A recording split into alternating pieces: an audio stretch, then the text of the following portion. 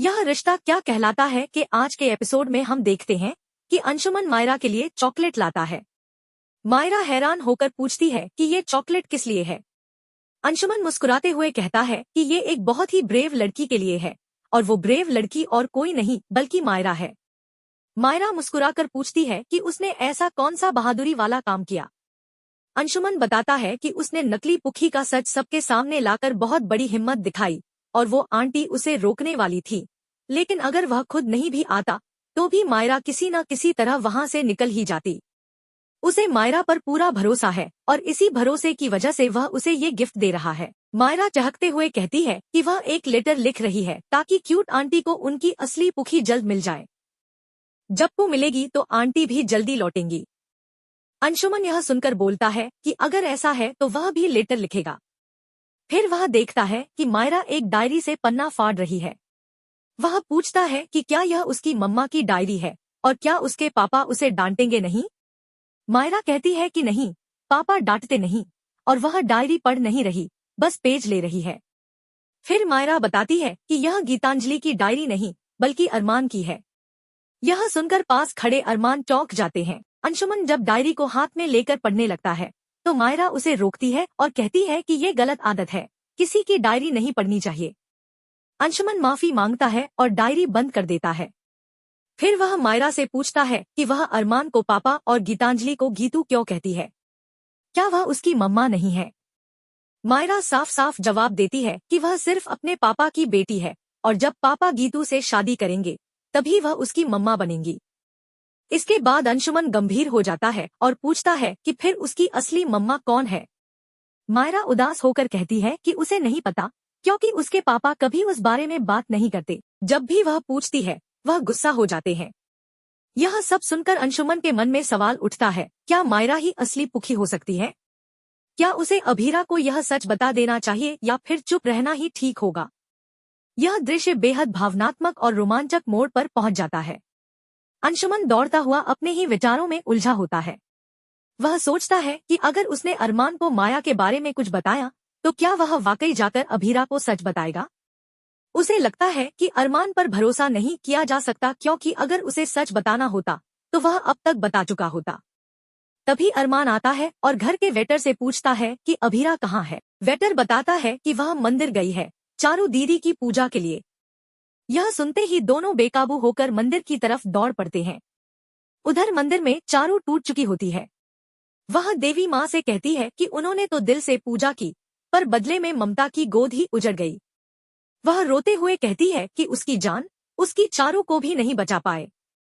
वहीं विद्या भी अपनी पीड़ा बयां करती है। वह कहती है कि पहले रोहित, फिर काजल दीदी का बच्चा और अब चारू। आखिर उनके परिवार से कितने बच्चे छीनोगे देवी माँ? अब तो बस पुखी को लौटा दो।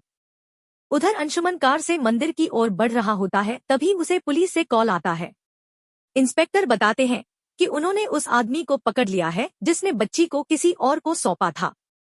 अंशुमन थोड़ी देर सोचता है और खुद से कहता है कि पहली बार उसने नकली पुखी के कारण गलती की थी, लेकिन अब वो कोई जोखिम नहीं ले सकता। अभीरा को यकीन दिलाने के लिए उसे पहले सबूत जुटाने होंगे। वह फौरन थाने की ओर निकल जाता है। दूसरी ओर अरमान मंदिर पहुंचता है और दूर से अभीरा को देखता है। उसका मन भर आता है। वह धीरे धीरे उसकी ओर कदम बढ़ाता है और बस कुछ कहने ही वाला होता है कि दादू आकर उसका हाथ पकड़ लेते हैं और ले जाते हैं। अरमान पीछे मुड़कर अभीरा को देखता रह जाता है पर कुछ कह नहीं पाता। इधर अंशुमन थाने पहुंचता है। इंस्पेक्टर उसे एक ट्रक ड्राइवर से मिलवाते हैं। वह कहता है कि उस दिन जिस बच्ची को उसने उठाया था उसने उसे उसके पिता को सौंपा था। यहीं पर कहानी एक और रहस्य के दरवाजे की ओर बढ़ जाती है। इंस्पेक्टर बताते हैं कि अभीरा जी बहुत पहले जा चुकी थी, पर यह सब एक धोखा था, एक नशा। तभी अरमान घबराया हुआ दादू से कहता है कि आज उसे अभीरा से एक जरूरी बात करनी थी, फिर उसे यहाँ क्यों लाया गया। दादू बताते हैं कि गीतांजलि मायरा को माउंट आबू ले गई है। यह सुनकर अरमान चौंक जाता है पर दादू साफ कहते हैं कि अब कुछ नहीं किया जा सकता। अंशुमन गुस्से में अरमान से पूछता है कि उसने इतने सालों से यह बात क्यों छुपाई। अरमान बेहिचक कहता है कि उसे अपनी चुप्पी की कीमत मिल गई थी, अब किसी से कुछ लेना देना नहीं था। अंशुमन सोचता है कि अरमान इतना गिर सकता है उसने कभी सोचा भी नहीं था। तभी एक ट्रक ड्राइवर अरमान को पहचानते हुए कहता है कि यही वो आदमी है जिसे उसने 7 साल पहले एक बच्ची सौंपी थी। यह सुनकर अंशुमन सन्न रह जाता है और उसे लगता है कि अरमान ने जानबूझकर अभीरा को उसकी बेटी से दूर रखा। उधर पंडित जी जल देते हैं और कहते हैं कि चारों की आत्मा की शांति के लिए घर का शुद्धिकरण करना जरूरी है। तभी मंदिर में भगवान के सामने बैठी अभीरा फूट फूट कर रोते हुए पूछती है कि उसे उसकी पुखी क्यों नहीं मिलती और क्यों मायरा में उसे अपनी बेटी नजर आती है। तभी अरमान वहां आता है और कहता है कि क्योंकि मायरा ही पुखी है। यह सुनकर अभीरा स्तब्ध रह जाती है। वह पूछती है कि क्या अरमान ने उससे 7 साल तक झूठ बोला, उसे अपनी ही बेटी से दूर रखा। वो कहती है कि वह यह सब बर्दाश्त नहीं कर सकती। अंशुमन भी शर्मिंदा होता है और कहता है कि यही सच है। दादीसा आगे बढ़ती हैं और पुष्टि करती हैं कि मायरा ही पुखी है। अब सारी बातें अभीरा के जहन में घूमने लगती हैं। मायरा की बातें, उसका मासूम व्यवहार, उसकी झप्पियां, सब कुछ अब जुड़ने लगता है। वह कहती है कि इसलिए उसे मायरा हमेशा अपनी सी लगती थी, क्योंकि वह सच में उसकी ही बेटी है। विद्या चुपचाप कहती है कि अरमान ने ऐसा क्यों किया, यह समझ से परे है। अंशुमन गंभीर स्वर में कहता है कि अब अभीरा को अपने सवालों के जवाब खुद लेने होंगे। अभीरा गुस्से और बेचैनी में अंशुमन से कहती है, बिल्कुल नहीं अंशुमन जी, मुझे अभी के अभी माउंट आबू जाना है। मुझे अरमान से बात करनी है। तभी वह चौंक कर दादीसा से पूछती है, लेकिन दादीसा, यह बात आपको कैसे पता। दादीसा शांत स्वर में जवाब देती हैं, यह बात मुझे पहले से पता थी, लेकिन मैं चाहती थी कि अरमान खुद आकर तुम्हें सच बताए। मैं यह अधिकार अपने हाथ में नहीं लेना चाहती थी। अभीरा का चेहरा कठोर हो जाता है। बहुत देर हो चुकी है दादीसा, अब अरमान ही इन सवालों का जवाब देगा। मैं अपनी बच्ची को लेकर ही लौटूंगी, उसके बिना तो हरगिज नहीं। यह कहकर वह अंशुमन से पूछती है, आप आ रहे हो कि नहीं मेरे साथ। अंशुमन उसकी आंखों में देखता है और बिना कुछ कहे उसके साथ चल पड़ता है। दोनों हवेली से निकल जाते हैं। इधर हवेली में मनीषा और कियारा काजल को लेकर आती हैं। कियारा कहती है, फूफा सा और बुआ सा, अब घर चलिए। तभी विद्या गुस्से और दुख के साथ बोल उठती है, कितनी अजीब दास्तान है ये।